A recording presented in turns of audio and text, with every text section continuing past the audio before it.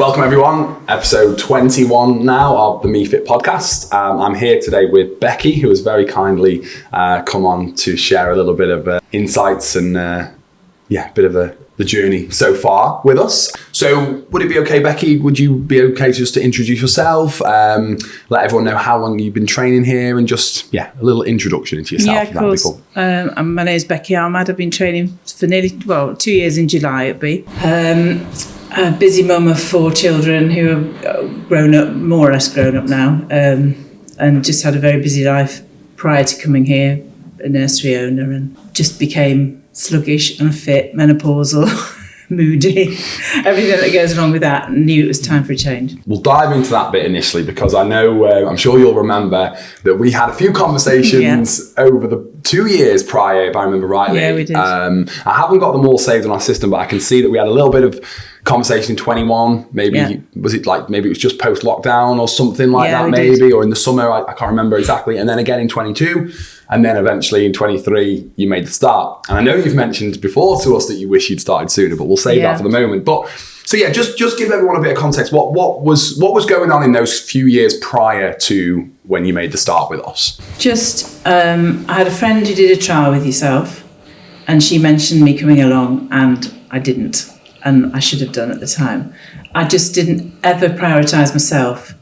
I always prioritised the kids, the job, the husband, the dog, everybody other than myself. Yeah. And found reasons not to do it, really. Yeah. And was getting more and more in pain from arthritis. I've got severe osteoarthritis. Opening a jar of anything became a problem. I knew my strength was just gone. I was having to ask my boys, can you carry this upstairs? Can you carry the shopping in? And relying on other people is not me. So I knew something had to change. I had to do something. Yeah. So it's interesting around the priorities. That's definitely a big sort of challenge that I think a lot of people face, especially mums. We've had a few other mums on the podcast who've mentioned the same thing, Mo, I can think of, especially. There was a lot of conversation around that. I mean, how did you change that mindset, or do you have a different mindset on that now, a different perspective on it now, or? Yeah, well, my husband was made redundant, and I encouraged him and my son to go to India travelling for 8 weeks. And it was almost while they were there, I had sort of this is a time for me to make a change moment. I think you must have made a phone call to me at some point, but I just thought this is the perfect time. I've got time. Yeah. It was sunny. It was lovely sunny weather, and I just thought I have to look at myself now. I have to do something. And my son, who'd gone to India, kept saying, "Mum, you need to go to the gym. You need to do something," and I kept putting it off. But because I had that space to actually think about me for a change, I thought, right, now is the time. And you did make that phone call, and I thought, I am going to. I think if I remember rightly, you responded to an email actually in July, and then we probably followed up with a phone call, and then it kind of went from there. But it was a decision I sort of made internally. I know I should have made it sooner, but it was having the space to think, what's stopping me? Really. So just going back the previous years then, I mean, obviously I think you were quite close at times. Yeah, I was. What was the thing that really stopped you doing it then? Was it just the other priorities, or was there a fear around it? Was there an anxiety around the gym? Like what else was going through your mind? There was an anxiety thinking I wouldn't be able to do it. Okay. Because I knew I had got weaker, and menopause was well and truly set in, and I just felt my whole body was just not strong enough to do it. And I didn't want to stand out. Okay. That's a big thing. I do not want to stand out. So I just made myself do it. I should have done, as you know, I should have done it a lot sooner. Yeah. Cool. Well, you did it at the right time in the end, and then it made a good start. So, I mean, obviously joined us in the summer of 23. Obviously nearly been 2 years now, so must be somewhat enjoying things and feeling the benefits. Like, how soon into that time with us did you think that, this is the right place for me to be and to move forward? Within the first couple of weeks. Okay, cool. I felt instantly welcomed by Claire when we did the induction. Yes. And just thought, here's somebody I can relate to, who was on my wavelength. And from that moment, I didn't feel like I stood out. Good. And then I came in and did my first session, and there was all different shapes and sizes, no mirrors, which is a big thing. And just, I found it really hard. I can't say I didn't. I found it really hard. When somebody mentioned press up, I thought there's just no way. And I think I managed one on a bar on my first session. I thought, oh, this is not good. This is and I went back and told my son, come on, press up this. He was like, one? I said, yeah. And then each time I came, that got a bit, better and better. And just went from there, really. Yeah, good. And prior to your time with us, obviously you said there was anxieties and fears around the gym. Had you experienced other gyms? I can't remember whether you had or not. I was a member of David Lloyd, son of David Lloyd, up in Chorley. Years ago when I had the children, I used to take the children swimming 4 times a week. So taking 3 and 4 kids swimming is a challenge in itself. So I used to do that. And I used to then, my time was Saturday morning, I'd go with Tariq to a class. And Sunday was I'd go at 6 o'clock in the morning and swim. And do like 60 lengths and then have a coffee. And that was my time. But then, I don't know, life takes over, kids take over. And then we bought a children's nursery. And it just snowballed from there. I never prioritised myself at all. Just, life was, up at 6, busy doing breakfast club, after school club. And I didn't ever see there was a slot for me anywhere in the day. Yeah. I mean, looking back now, would you think that you could have done that? Yeah. Definitely could. What would be your message then to anyone who's going through that right now? Maybe they're in that phase themselves, like they're busy with work, they're busy with children, they're busy with home, like life, as it is. What would be your your message to that person who's in that right now? Just you can find an hour. You can find an hour and a half in a day. Just change a few things. Yes, you might have to get up half an hour earlier. Or go to bed half an hour later, because when you've got your own business, you do have to slot lots of things in, and you do have to do paperwork and everything, wages and everything else at different times. But if I'd have organised my day a bit differently, I know I could have found the time to come. And when I bought the nursery, I was 40. If I'd have started at 40, I know I'd have been a whole lot stronger mentally and physically now. And because as you get older, and you do go into the menopause, and your hormones kick in, and you mentally change. If I'd have had that structure in place then, I think I'd have coped a lot better with it. With everything, with the job, I'd have probably been much better at my job if I was doing this then. And it's looking back, it's easy on hindsight, isn't it? But, it's hard when you're in that moment, isn't it? But if I could persuade anybody. Especially with your own business, that you always say, I can't do this and I can't find the time. You can find the time if you just prioritise things a little bit differently, move things around. Absolutely. I think that's really, really important, because I know for me, like we've had a busy week here this week. We've got 2 staff away. I hadn't trained Monday, Tuesday or Wednesday, because I was here coaching from 6 a.m. till 12. Then I need to go and see the kids, have my lunch, help shout with the boys. Then it was back at 3.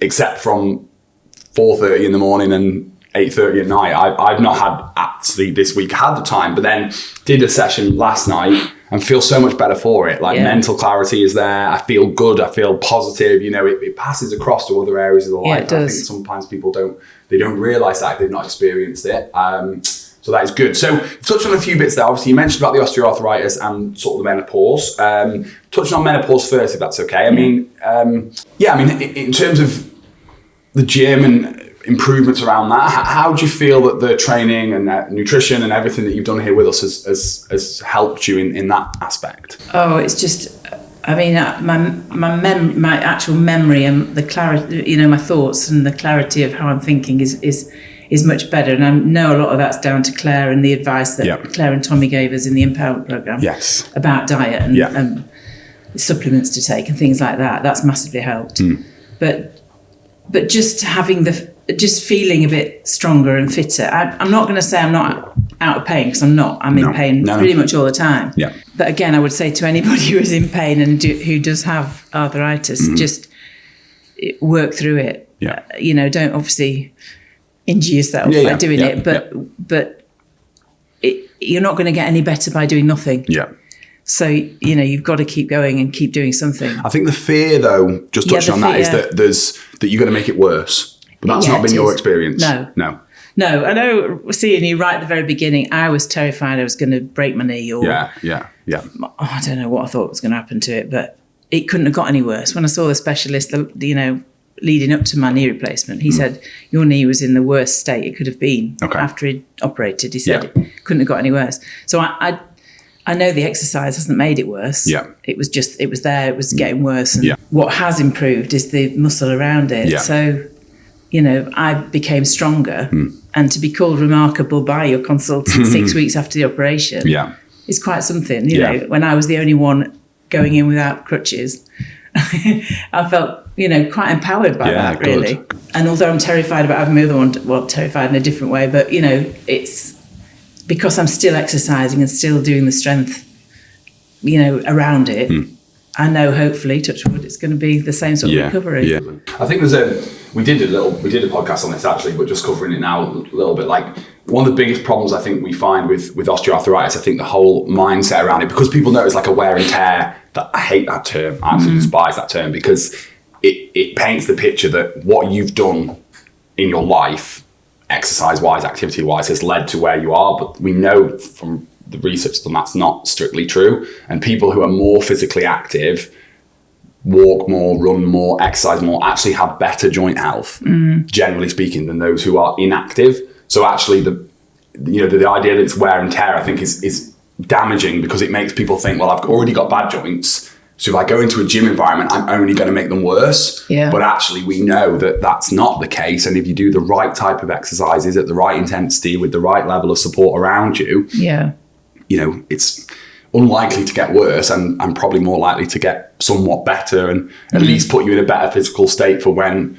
maybe you do go down the surgical route, if that is the answer. So how long ago was that now? Just remind me. July I had this one done. That was, so it was about a year after you'd been here that you then had that one done. And you were off the gym for how? 4 weeks. 4 weeks, and then you were back. How did you find that phase, like, in terms of how did we help adapt the training, and how did you find that kind of side of it? Well, I felt a bit bad, really, because I know Tommy had gone to great lengths at writing me a special program for when I came back. And as soon as I came back, I wanted to get on a bike. That was my thing, because at home I've got a little one off the floor, a little pedal thing. You sit and just, literally from day one of being home, I was using that just to get my knee going. Yeah. And I thought, if I can get on a normal bike and do some proper cycling, I'm going to be all right. Yeah. So I came in a little bit early, got on a bike, and somebody said to me, is it like having imposter syndrome coming back after this time? And I thought, it's a bit, but got on the bike, pedaling around, no problem. And Tommy came in and went, what are you doing? So I just wanted to see if I could cycle. He went, I didn't have that down in your schedule. Yeah. So, and then he said, well, let's see if you can do a little bit of a squat. So I did a gentle squat, and he said, I think we'll just go with what everybody else is doing. And so I did what everybody else was doing in the group, just probably a little bit more gently. Adapted. Yeah. And from that moment, I felt great. I thought, I can do this. Yeah, absolutely. Yeah, so just to provide some context for anyone on that, like, occasionally we will do that for people. Like, there are a few clients that we've got working with us who we do create them their own bespoke program, and it's generally around injuries, discomfort, especially if we think that a lot of what we're doing as part of the normal session will need to be changed. It's almost easier to just have something for that person to follow. But the fact that you were able to come back in and actually 4, 5, 6 week post, knee replacement, actually I can do most of what we're doing, just with some, like you said, some little tweaks here and there. Probably wasn't hugely dissimilar to what you were doing. No, it wasn't. Obviously not a very deep squat and things like that. I felt very lucky that somebody took time to prepare something ready for me coming back. So that made it a lot easier coming in, because I wasn't so scared. But just the fact that I could do it, I know I wouldn't have been able to, if I hadn't been coming before, I don't think I'd have been able to do that. The strength around my knee was, great. And when you see my knee now, you'd think, wow, how's that? How has that happened? People can't believe it's looking as good as it is, because it looks like a normal knee now instead of a swollen, joint that's. Just think when the other one's done as well. I know. Think where you'll be then. A new person. Hopefully.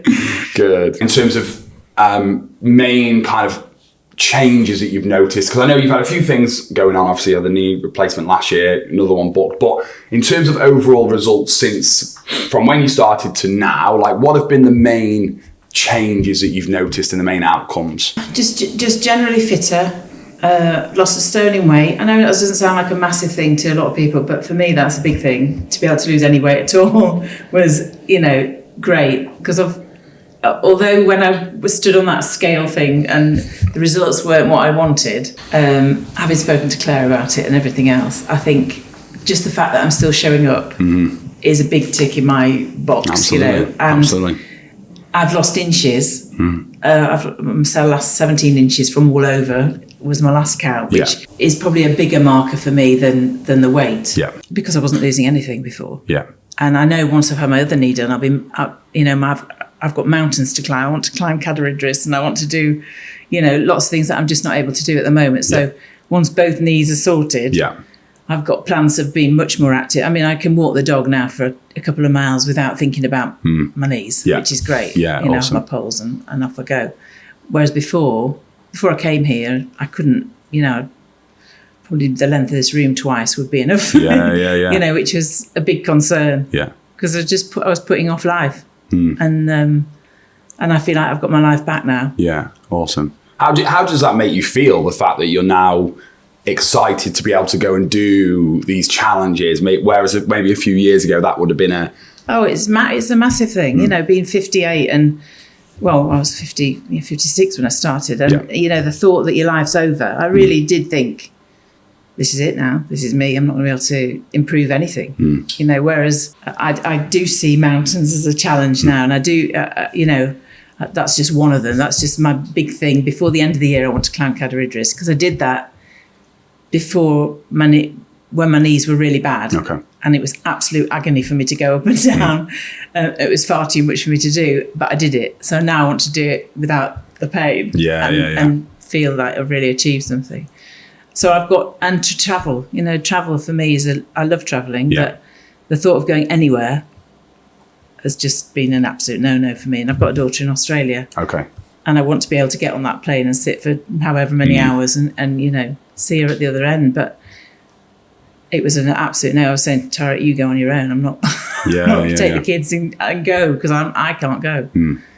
But now that is within distance, I do feel like I'm going to be able to achieve that. Yeah, mega. Yeah. So a pretty successful couple of years then in terms of what you've achieved. I would certainly say so, and I think anyone listening in would agree. So what have you sort of done to achieve that? Like, what does a typical week look like for you? Because I think sometimes people hear these changes, I've lost a stone, I've lost all these inches, I'm now excited about doing all these things, and they think, how much time will that take? How much energy will that take? Like, what does a typical week look like for you in terms of training here with us, like nutrition changes that you've maybe made? Just a summary of like what you've done to achieve those results would be great. Well, my training week is typically a Monday night. I'll do a small group personal training session. Yeah.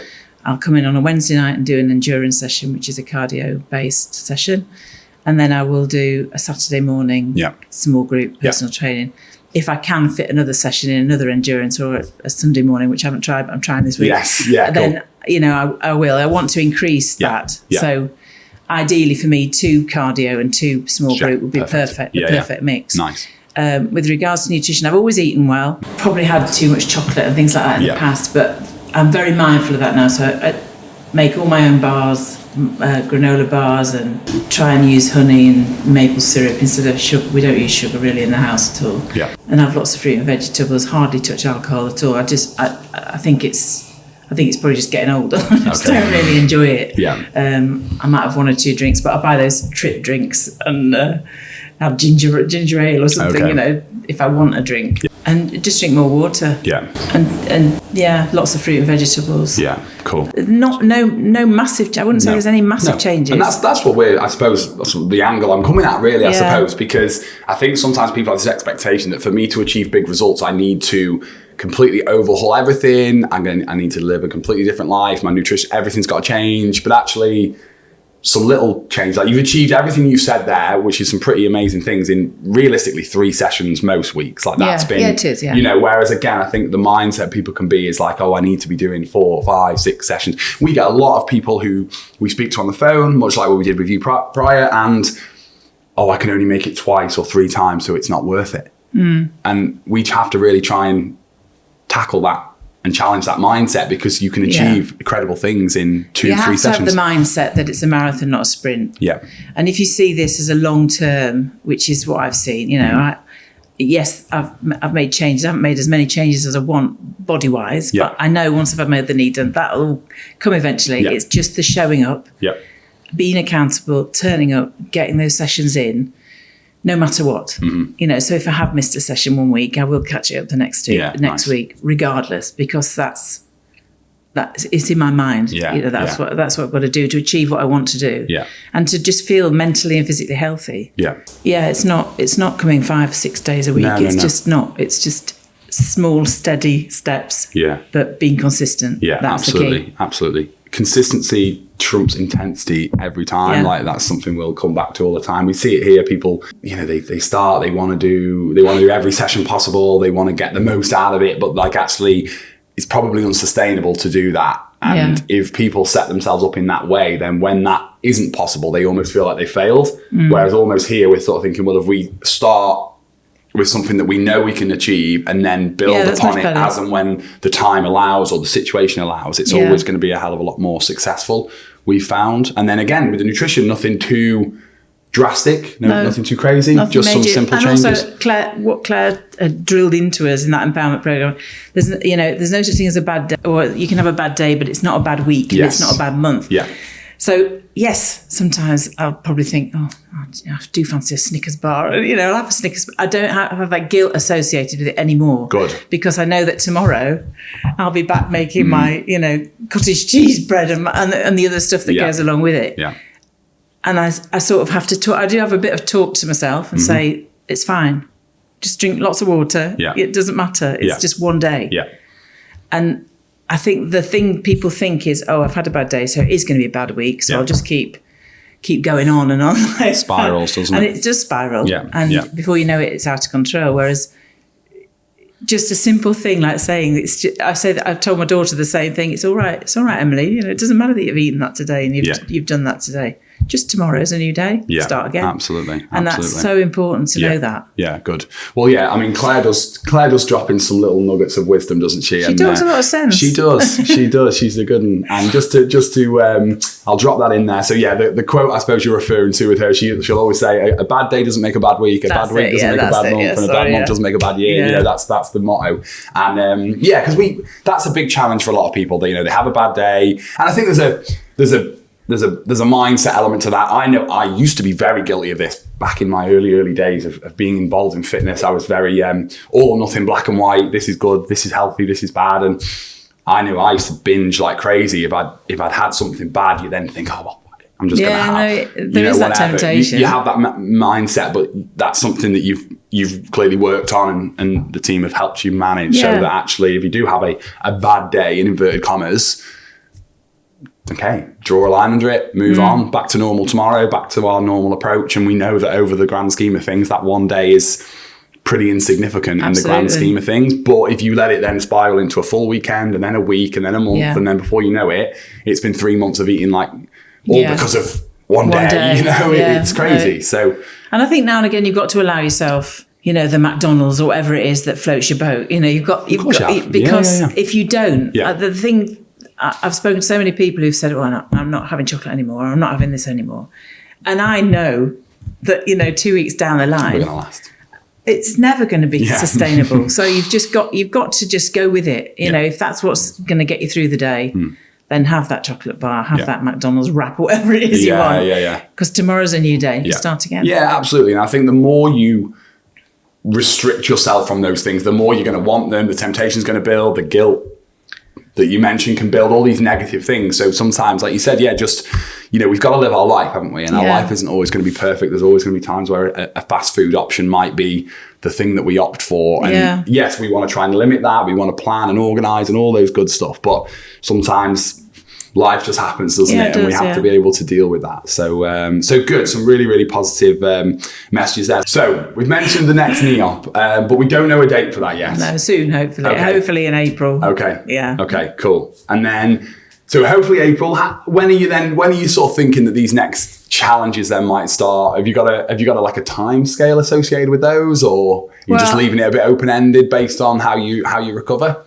Well, it all depends on the date for my knee, but in my mind, I'd like to be doing Cadair Idris in October. Okay, nice. Before it gets too cold and too wild up there.